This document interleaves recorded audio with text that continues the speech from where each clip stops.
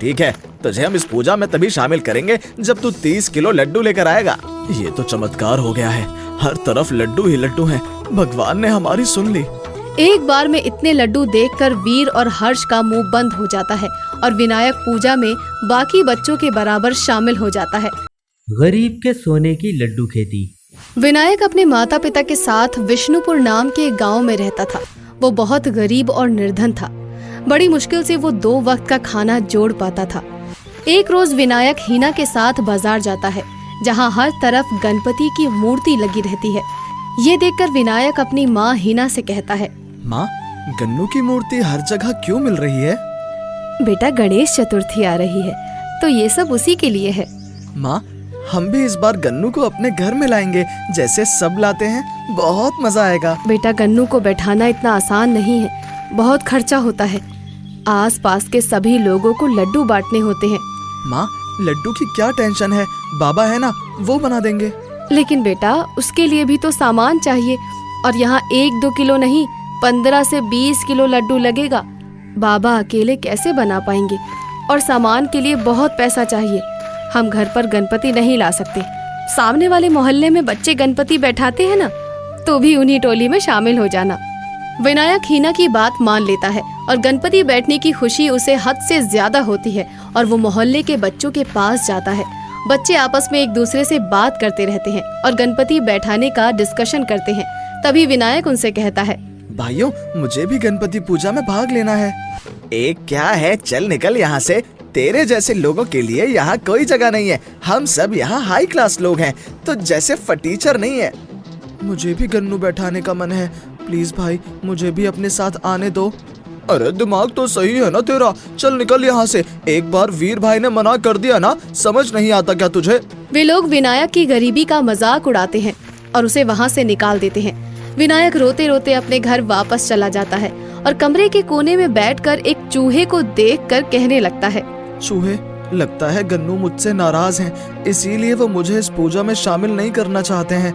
लेकिन मेरा बहुत मन है गन्नू की पूजा करने का। उनको जाकर मेरा ये संदेश दे देना।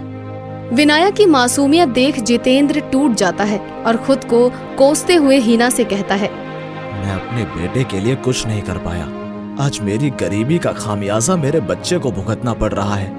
मैं अपनी मेहनत दोगुनी कर दूंगा और ज्यादा से ज्यादा लड्डू बनाने का ऑर्डर को पूरा करने की कोशिश करूंगा।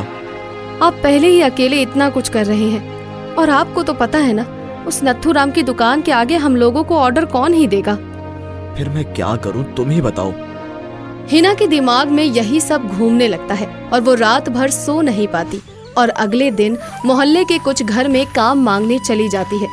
वीर की माँ मीना उसे काम पर रख लेती है और हीना वीना से कहती है, मालकिन, मेरे विनायक का भी बड़ा मन है गणपति पूजा में शामिल होने का। आप कहेंगी तो बच्चे विनायक को भी अपनी टीम में शामिल कर लेंगे। आपकी बड़ी कृपा होगी। अरे, ये भी कोई कहने वाली बात है। तुम विनायक को कह देना वो इस पूजा का हिस्सा जरूर बने। वीना के कहने पर वीर विनायक को अपनी टीम में शामिल कर लेता है, लेकिन बाकी बच्चे इसका विरोध करने लगते हैं। भाई, अब क्या हम इन गरीब लोगों के साथ रहेंगे? तुम्हें इसे रखना है तो रखो, लेकिन मैं इसके साथ नहीं रह सकता। मैं तो चला। भाई, तुम एकदम बेवकूफ हो। मैं कौन सा इसे 1 मिनट भी बर्दाश्त कर सकता हूँ? हमें तो मुफ्त में एक नौकर मिल रहा है। ये सोचो, अब हम सारे काम इसी से करवाएंगे। वाह, क्या दिमाग पाया है। थोड़ी देर में वहाँ पर विनायक खुश होकर आता है। हर्ष वीर से कहता है, आ गया फटीचर। विनायक वीर से कहता है, भाई, कोई काम होगा तो बताना। तुझे इस टीम में शामिल कर लिया तो खुद को सेठ मत समझ। चल, अब इस पंडाल में झाड़ू लगा और इस जगह को चमका दे। हम थोड़ी देर में आ रहे हैं। विनायक को इन बातों से बड़ा ही दुख होता है, लेकिन गणपति के लिए जो प्रेम उसके मन में था वो उसे ये सब करने के लिए विवश कर देता है। विनायक पूरे पंडाल को किसी महल की तरह चमका देता है और अपने हाथों से पंडाल का डेकोरेशन भी करने लगता है। अब थोड़ा आराम कर लेता हूँ। कल गन्नू के आने की खुशी में मुझे नाचना भी तो है। अभी थक जाऊंगा तो इतना तो कल कैसे नाचूंगा। उसके बाद विनायक थक कर बैठ जाता है। तभी वीर और हर्ष वहाँ पर आ जाते हैं और विनायक से चिल्लाते हुए कहते हैं, तुझे बैठने के लिए किसने कहा है? चल खड़ा हो और आजू बाजू के सभी मोहल्ले में जाकर चंदा मांग कर जमा कर। अभी बहुत खर्चा बाकी है। विनायक रोते हुए चला जाता है और कहता है, अपने गन्नू के लिए मैं इतना तो कर ही सकता हूँ। उधर जितेंद्र लड्डू के ऑर्डर के लिए भटकता रहता है, लेकिन उसे आज भी एक भी ऑर्डर नहीं मिलता।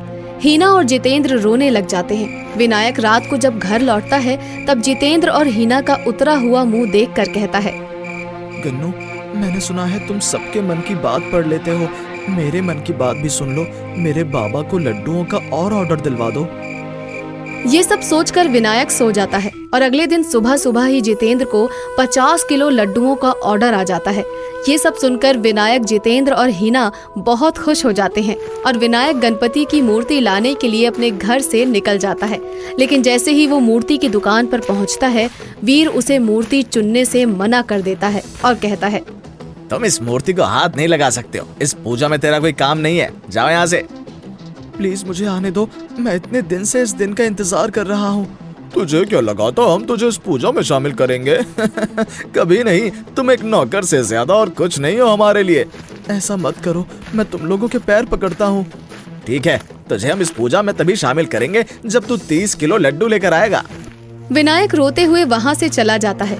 रास्ते में वो देखता है कि हर जगह लोग गणपति की मूर्ति ले जा रहे होते हैं। वो उनमें से ही किसी मूर्ति को हाथ लगा कर कहता है, गणपति बप्पा मोरया। तभी रास्ते में उसे एक लड्डू गिरा हुआ मिलता है। वो उसे अपनी पॉकेट में डाल लेता है और घर पहुंचकर विनायक दिन भर सोचता रहता है, लड्डू बाबा कहाँ से इतने बना पाएंगे? पहले से ही जो ऑर्डर मिला है वो ही पूरा नहीं कर पा रहे हैं, तो पूजा के लिए कैसे बोलूं मैं उनसे? तभी विनायक के दिमाग में आता है, फूल के बीज बोने से फूल उगते हैं, सब्जी बोने से सब्जियां उगती हैं, तो लड्डू बोने से लड्डू क्यों नहीं उग सकते हैं? गन्नू, तुम मेरी मदद करोगे ना? मुझे कल अपनी पूजा में आने दोगे ना? विनायक चुपचाप अपने घर के आंगन में जाता है और वो लड्डू जो कि उसकी जेब में होता है उसे मिट्टी में गाड़ देता है और उसमें पानी डालकर कहता है, गन्नू, कल मुझे तुम्हारी पूजा में आना ही है। विनायक गणपति पूजा के बारे में सोचते सोचते सो जाता है। अगले दिन जब जितेंद्र और हीना बाहर निकलते हैं तो देखते हैं कि उनका आंगन लड्डुओं की खेती से भरा पड़ा है। ये तो चमत्कार हो गया है, हर तरफ लड्डू ही लड्डू हैं। भगवान ने हमारी सुन ली। इतने में ही विनायक वहाँ पर आ जाता है और तीनों खुशी से झूम उठते हैं। उनके आंगन में इतने लड्डू उगते हैं कि विनायक पूजा के लिए ले जाता है और बाकी से जितेंद्र अपने ऑर्डर पूरे कर लेता है। एक बार में इतने लड्डू देखकर वीर और हर्ष का मुंह बंद हो जाता है और विनायक पूजा में बाकी बच्चों के बराबर शामिल हो जाता है। गन्नू, तुमने मेरी सुन ली। उधर लड्डू बेचकर जितेंद्र और हीना अच्छा खासा पैसा कमा लेते हैं और हीना कहती है, अब मैं मान गई, जो भगवान में अटूट विश्वास रखते हैं भगवान उसकी नैया डूबने नहीं देते। जितेंद्र और हीना अब रोज गणपति जी को एक लड्डू चढ़ाते हैं और उसी लड्डू को रात में आंगन में बो देते हैं और अगले दिन लड्डू की अच्छी फसल हो जाती है और वो उसे बेच देते हैं। इसी तरह जितेंद्र और हीना धीरे धीरे शहर से भी रईस सेठ बन जाते हैं। दोस्तों, आ गए आप? आ ही गए हो तो चैनल को सब्सक्राइब कर देना और वीडियोस अच्छे लगे तो लाइक और शेयर भी कर देना और बेल आइकन जरूर दबा देना ताकि आपको नई वीडियोस की नोटिफिकेशंस मिलती रहें। कपूर टीवी।